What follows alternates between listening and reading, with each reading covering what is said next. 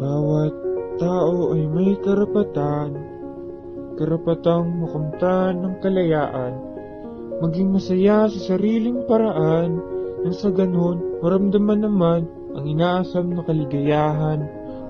Diba, ang sarap lamang sa pakiramdam nang wala sa iyong humahadlang sa mga bagay na nais mong maranasan, habang oras, mga pangyayari ay sinusulit mo lamang. Pero sana'y hindi mawala sa iyong isipan na may mga dapat kang isaalang-alang sa bawat desisyong bibitawan, sa mga aksyong isasakatuparan, dahil ito ay may kalakip na maganda, masamang kahihinatnan na maaaring hindi mo magustuhan maging resulta ng kaganapan.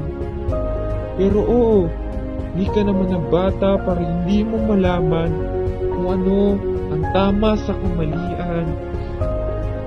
Maging responsable sa paggamit ng kalayaan, dahil ito ay hindi isang bagay na basta-basta lamang, dahil ito ang magdidikta sa iyong kinabukasan.